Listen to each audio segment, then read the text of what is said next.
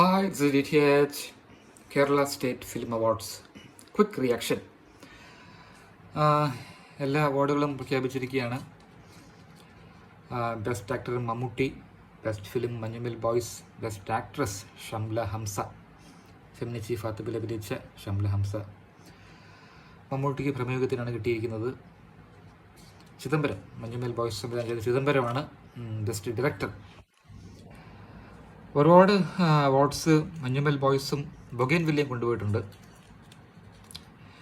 ഏകദേശം എല്ലാ അവാർഡ്സും എനിക്ക് പേഴ്സണലി ശരിയായിട്ടാണ് തോന്നിയത്. എനിക്ക് പേഴ്സണലി റിലേറ്റബിളായിട്ട് തോന്നിയ അവാർഡ്സാണിത്. മികച്ച കലാമൂല്യമുള്ള ചിത്രം പ്രേമലു, കലാമൂല്യമുള്ള എൻ്റർടൈൻമെൻറ്റ് ചിത്രം പ്രേമലുവാണ്. അങ്ങനെ പാരഡൈസിന് കിട്ടിയ അവാർഡ്സ് ആണെങ്കിലും പായൽ കപാടിക്ക് കിട്ടിയ അവാർഡാണെങ്കിലും മൊത്തത്തിലെല്ലാം കൊണ്ടും വളരെ എനിക്ക് പേഴ്സണലി സംതൃപ്തി ഉള്ള ഒരു അവാർഡ്സായിട്ട് എനിക്ക് തോന്നിയത്.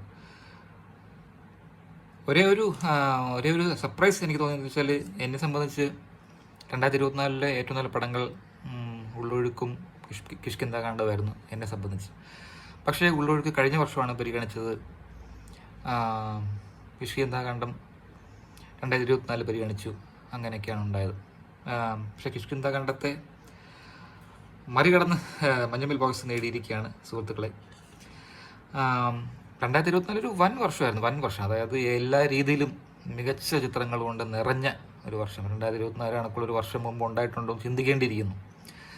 അതായത് ഇത്രയും നല്ല പടങ്ങൾ അടുപ്പിച്ച് വരുന്നത് എന്നൊക്കെ പറഞ്ഞാൽ റെയറാണ്. എന്തായാലും കഴിഞ്ഞൊരു 10 വർഷത്തിൽ ഇങ്ങനൊരു വർഷം ഉണ്ടായിട്ടില്ല എന്നാണ് എൻ്റെ അഭിപ്രായം. നിങ്ങളുടെ വാട്സ്ആപ്പ് അഭിപ്രായങ്ങൾ കമൻസിൽ രേഖപ്പെടുത്തൂ.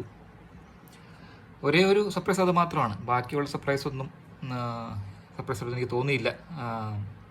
ഫെമിനിച്ചി ഫാത്തിമ ആണെങ്കിലും ഷംല ഹംസ ആണെങ്കിലും ഇതെല്ലാം ഡിസേർവിങ് ഫിലിംസും ഡിസേർവിങ് ആർട്ടിസ്റ്റുമാണ്.